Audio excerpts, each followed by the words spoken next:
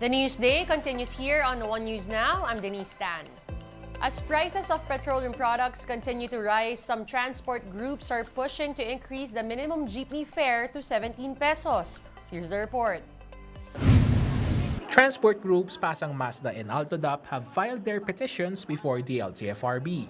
They are asking for a 5 peso increase in the base fare and an additional peso for every kilometer after the 4th kilometer. If the petition is granted, the minimum jeepney fare would jump to 17 pesos from the current 12 pesos. And while the LTFRB is studying their proposal, Pasang Mazda and Altodap want a temporary provisional increase of 1 peso in jeepney fares. This way, drivers and operators can get some kind of reprieve from unabated oil price increases that have gone on for 7 consecutive weeks now.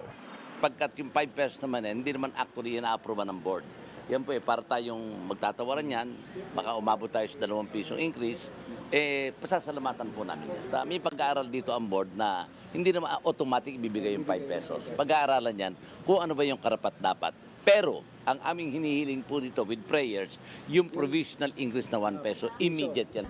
This week, the LTFRB will also hear petitions for a 2 peso jeepney fare hike from LTOP, Stop and Go Coalition, FEDUDAP, and Piston.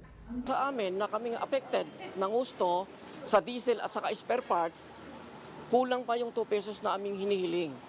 Dahil ang aming losses araw-araw sa aming konsumo na 50 liters a day, 647 pesos ang araw-araw na nawawala. Against doon sa 2 pesos na hinihiling namin sa first 4 kilometers.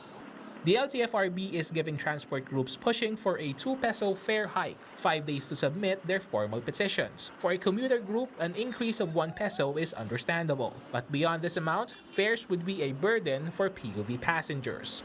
Nakita po naman natin na ilang beses nang umangat yung halaga ng ating krudo at mula sa 45, ito'y 66 pesos na. Kung ano man ang nararamdaman nila, nararamdaman po namin na commuters. Kaya po kami naman ay nakikisama din sapagkat kung sila po ay hindi na talagang makalabas, mas higit kaming mahihirapan. Meantime, there's a call to revisit the scrapping of the oil deregulation law. Hindi naman pasahero may kasalanan kung bakit tumaas ang presyo ng krudo. Pero ang unang option lagi ay taas pasahe. Ang nangyayari kasi, ang first option kapag mayroong dagdag ng presyo sa krudo ay ipasa natin sa mga pasahero. No? Wala na bang ibang alternatibo dito? For commuters already dealing with rising prices of basic goods, a fare hike is unwelcome but is something they will just have to endure. Wala tayong magagawa sa atin, sir. Bawas talaga sa konsumo natin sa araw-araw yan. Medyo mabigat, sir. Sa araw-araw, 5 pesos, di ba? Bawas din. Sa minimum lang natin, 610 lang. Wala mo tayong magagawa dyan, sir. Titipid na lang din po siguro sa sa kakainin, ganun.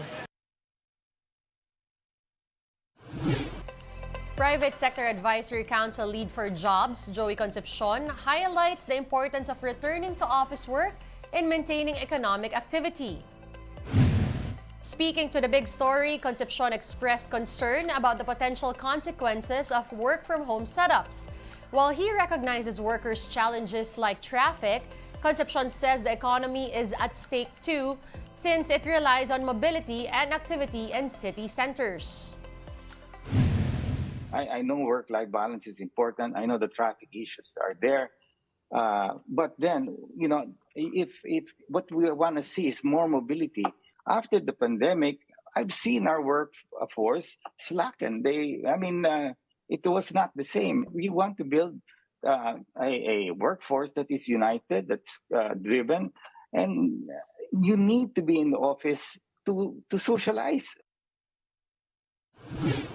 Moving on to another story, tributes pour in for the late migrants workers chief Susan Toots Ople. In a statement, Vice President and Education Secretary Sara Duterte described Ople as a real patriot whose life was dedicated for migrant Filipinos and their families. Senator Risa Hontiveros echoed this in her message, saying that the late official was a true champion of OFWs. House Speaker Martin Romualdez also mourns the passing of Ople, noting her role as the first secretary of the DMW. The Migrant Workers Chief's Wake will be held at the Chapel 1 of the Heritage Memorial Park in Taguig City starting today until August 29. The Ople family said that donations to Blas F. Ople Policy Center would be appreciated in lieu of flowers. One News Now will bring you more stories right after this breather. Stay with us.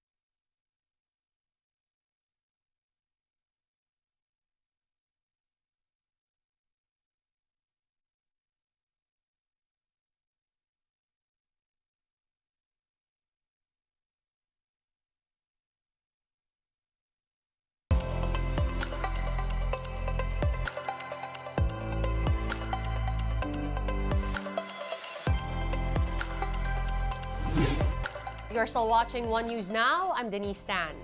The Interagency Council Against Trafficking has issued the revised guidelines for Filipinos traveling abroad. There will be 4 basic documents that immigration officers will check. These are the passports, appropriate valid visa, boarding pass, and confirmed round-trip ticket.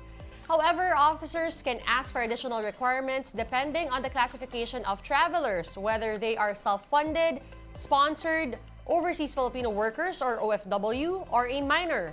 The revised guidelines will take effect on September 3.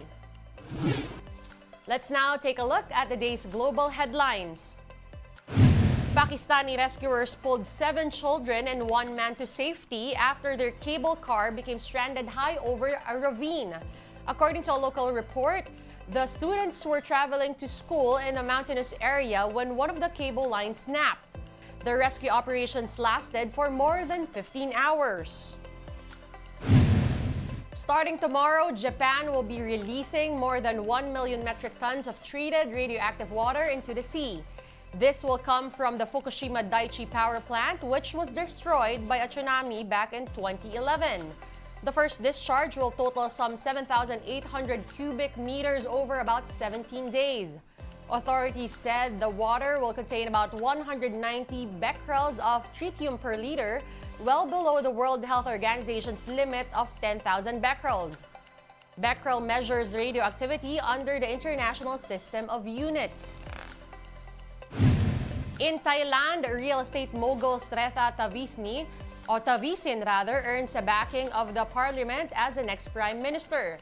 60-year-old Sretha, a candidate from the populist Phua Thai Party, secured the support of more than half of the legislature. This ends weeks of deadlock after pro-military members blocked the Progressive Move Forward Party, which won the election in May. Sreta has no administrative experience, but his party emphasizes business acumen and his ability to manage an economy. He still needs to be formally endorsed by the King of Thailand before taking office. Here at home, all access points to the Philippine Arena will be closed to the public starting August 25, Friday, for the FIBA World Cup opening. Roads will be closed by 5:30 p.m. according to the NLEX Corporation. These includes the Ciudad de Victoria Plaza northbound exit, southbound ramp exit, Igulot intersection access, and Gate 3 at Barangay Bolacan.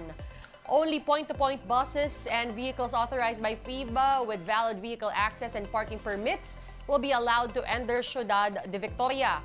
NLEX advises motorists to take alternate routes via Marilao, Bocaue, or Tambubong. One News Now will be back at 6 p.m. with the day's latest stories. I'm Denise Tan, and let me remind you again that in 2 days, the FIBA World Cup is kicking off. To support Gilas, support Team Pilipinas, watch and buy tickets to the biggest sports event of the year, and let us all rally behind the national team.